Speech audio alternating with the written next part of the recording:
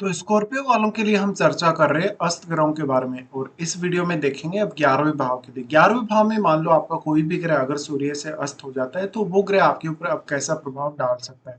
यहाँ पे आपको अपना ये चार्ट दिख रहा है और सूर्य आपके चार्ट में 10th लॉर्ड है और हो सकता है सूर्य आपके 10th हाउस में ही स्थित होकर आपके 11th हाउस में स्थित ग्रह को अस्त कर रहे हो, या फिर सूर्य हो सकता है 11th हाउस में भी स्थित हो सकते हैं या फिर 12th हाउस में भी स्थित हो सकते हैं।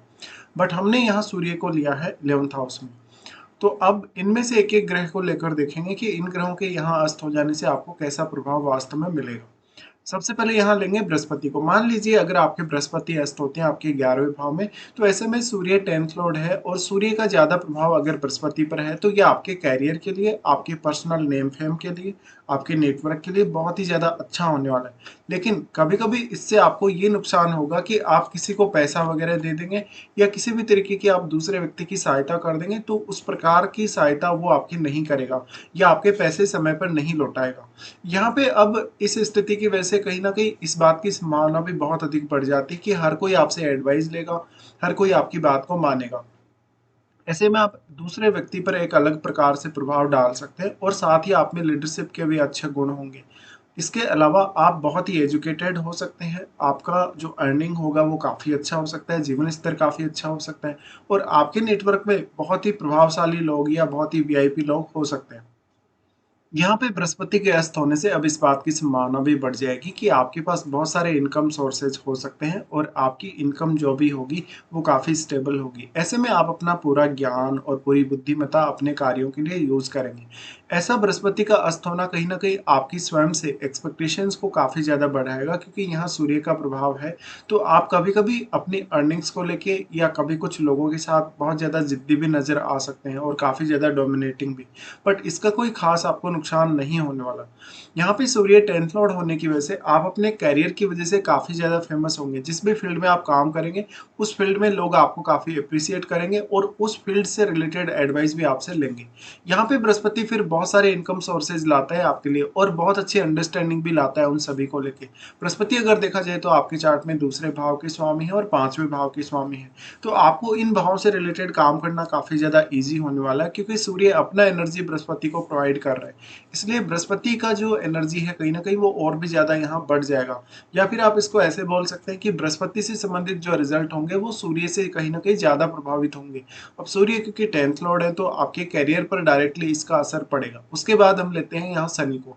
मान लीजिए आपके शनि यहाँ अस्त हैं आपके 11वें भाव में, तो शनि के अस्त होने से आपके नेम फेम में पर्याप्त वृद्धि होगी और आपकी इनकम जो शनि के अस्त हुए बिना कहीं न कहीं स्टेबल सी होती, वो कहीं न कहीं बहुत ज़्यादा होगी और शुरुआत में हो सकता है कि आपको उतना ज़्यादा मेहनत नहीं करना पड़े लाइफ में।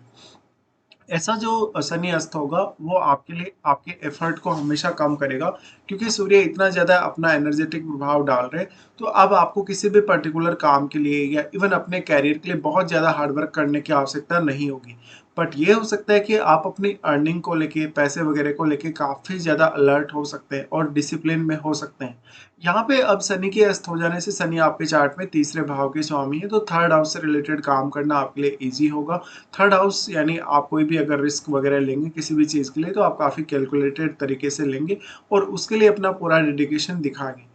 यहाँ पे शनि थर्ड लॉर्ड होने की वजह से आपका सेल्फ एफर्ट आपके करियर के लिए बहुत मायने रखेगा और आपको उतना ज़्यादा एफर्ट भी नहीं करना पड़ेगा कि कभी-कभी आप बहुत ज़्यादा एफर्ट कर रहे हैं बट आपका एफर्ट आपके करियर में काम नहीं आ रहा है या अन्य मामलों में भी। इसी तरीके से आपके जो भी रिश्ते हैं या जो भी आपका नेचुरल टैलेंट है उसमें भी आपको काफ़ी अच्छी स्थिति देखने को मिल जाएगी। हाँ, सूर्य यहाँ है तो कभी-कभी थोड़ा ज़िद्दीपन भी रिश्तों में देखने को मिल जाएगा। अब शनि के अस्त होने की वजह से इस बात की संभावना बहुत ज़्यादा बढ़ जाएगी कि कहीं न कहीं आप अपनी डोमेस्टिक ज़िम्मेदारियों को भी काफ़ी अच्छे से पूरा कर सकेंगे। तो शनि के अस्त होने से मेनली आपका सबसे ज़्यादा जो असर पड़ेगा आपके व्यवहार पर, आपके काम करने के तौर तरीके, सोचने-समझने के तौर तरीके और डिसीज़न लेने के तौर तरीकों पर पड़ेगा। इसी तरीके से अगर देखा जाए तो शनि यहाँ अब आपको देखना होगा कि कितने ज़्यादा क्लोज हैं सूर्य के। शनि यहाँ जितने ज़्यादा सूर्य के क्लोज होंगे उतना ही ज़्यादा आपका पूरा का पूरा एफर्ट आपके काम आने वाला है। फिर हम यहाँ लेते हैं मंगल को। मान लीजिए आपके मंगल अस्त है आपके 11वें भाव में सूर्य से, तो सूर्य अपना बहुत ज़्यादा प्रभाव मंगल पर डाल रहे हैं और मंगल भी काफ़ी एग्रेसिव प्लैनेट है ऑलरेडी। इसलिए सूर्य के प्रभाव में आकर मंगल और भी ज़्यादा एग्रेसिव हो जाएँगे, इसलिए आपको पैसे कमाने की लालसा या पैसे कमाने के प्रति कभी-कभी लालच आ जाएगा। ऐसे में ये थोड़ा ठीक नहीं होगा आपके लिए और आपके बहुत सारे लोगों के साथ कभी-कभी रिश्ते भी बिगड़े हुए रहेंगे। इस वजह से हो सकता है कि आप अपने नेटवर्क में कुछ ऐसे लोगों को पाएँ जिनके साथ आपका अक्सर विवाद होता रहता हो, लड़ाई झगड़ा होता रहते हो और आपके संबंध फिर एक समय बाद थोड़े नॉर्मल भी हो जाते हैं। ऐसा जो अब मंगल अस्त होगा तो वो आपके अंदर बहुत ज़्यादा इच्छा शक्ति जगाएगा और किसी भी पर्टिकुलर काम को करने को लेकर आप काफ़ी तत्पर होंगे, क्योंकि 11वां घर है वो एक्सपेक्टेशन का घर है मेनली। तो आप जितने भी अपनी अभिलाषाएं, इच्छाएं या एक्सपेक्टेशंस रखेंगे उनको पूरा करने के बारे में बहुत जल्दी सोचेंगे। मंगल के अस्त हो जाने की वजह से आप में काफ़ी ज़्यादा एग्रेशन आएगा ऑलरेडी। तो आपको अपने व्यवहार पर और अपने वाणी वगैरह पर या अपनी फिजिकल बॉडी पर भी काफ़ी ज़्यादा कंट्रोल रखना होगा, अदरवाइज आप किसी के साथ फाइट वगैरह भी कर सकते हैं, इतना ज़्यादा यहाँ आपको एनर्जी मिलेगा। इसके साथ-साथ फिर हम अगर देखते हैं तो मंगल आपके चार्ट में छठे भाव के स्वामी हैं। छठे भाव के स्वामी होने से इस बात की संभावना को मंगल बढ़ा देते हैं कि अगर आपका किसी से कोई लड़ाई झगड़ा हो जाता है, विवाद हो जाता है या किसी के साथ भी आपकी अनबन हो जाती है, तो उन मामलों से भी आप काफ़ी ईज़िली निपट लेंगे और मंगल के अस्त होने से कहीं न कहीं करियर के मामलों में आपको काफ़ी हेल्प मिल जाएगी, आपकी डेली लाइफ़ में या रूटीन वर्क में भी। फिर यहाँ लेते हैं चंद्रमा को। मान लीजिए अगर आपके चंद्रमा अस्त हैं, तो चंद्रमा के अस्त होने से आप मानसिक तौर पे बहुत ज़्यादा मजबूत बनेंगे। आप जो भी डिसीज़न लेंगे, उस डिसीज़न पर लंबे समय तक टिके हुए रह सकेंगे, बार-बार अपने डिसीज़न नहीं बदलेंगे। माता-पिता का बहुत ही इम्पोर्टेंट रोल हो सकता है आपकी लाइफ में। वो पैसे को लेके हो सकता है या आपके नेम-फेम को लेके। अब चंद्रमा यहाँ पे देखा जाए तो 9th लॉर्ड है। 9th लॉर्ड होने की वजह से कहीं न कहीं फ़ॉरेन का कुछ कनेक्शन बने आपका, आपके अर्निंग्स को लेके या किसी भी अदर मामले को लेके या आपके नेटवर्क को लेके, तो ये बहुत बेहतरीन साबित होगा। साथ-साथ में यहाँ चंद्रमा आपके अंदर बहुत ज़्यादा इच्छाएँ जगाएगा, अभिलाषाएँ जगाएगा। अब आपके ऊपर डिपेंड करता है कि आप उनको पूरा कैसे करते हैं। कहीं न कहीं आप अपने नेटवर्क के मामले में और धन के मामलों में ज़रूर लकी रहेंगे। लेकिन चंद्रमा के अस्त हो जाने से चंद्रमा को पावर मिल रही है, तो आपके इमेजिनेशन बहुत ज़्यादा अच्छी होगी और चंद्रमा से रिलेटेड जो आपकी क्रिएटिविटी है, किसी भी काम में किसी भी तरीके का आप क्रिएटिव बिहेवियर अगर दिखाते हैं, तो वो आपका तेज़ी से बढ़ेगा।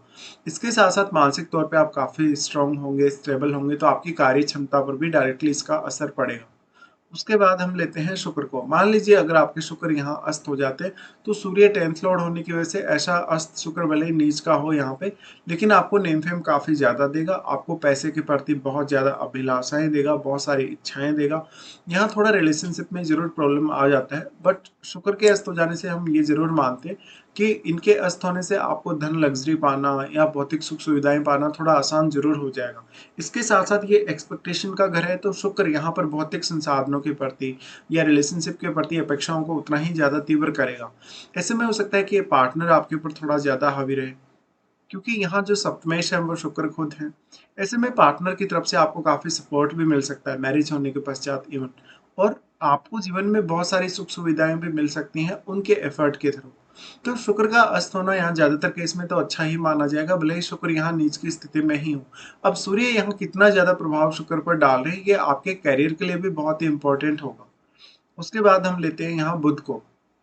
मान लीजिए किसी जातक के यहाँ बुध अस्त हो जाते हैं सूर्य से, तो बुध के अस्त होने से कैरियर वगैरह और आपकी अर्निंग्स वगैरह पे सबसे ज़्यादा असर पड़ेगा। आप काफ़ी ज़्यादा एफर्ट करने वाले होंगे और जो भी आप एफर्ट्स करेंगे किसी भी पर्टिकुलर काम को करने को लेकर, वो आपके लिए थोड़ा ईज़ी ज़रूर हो जाएगा। डिसीज़न लेना अच्छा होगा आपके लिए, ईज़ी होगा।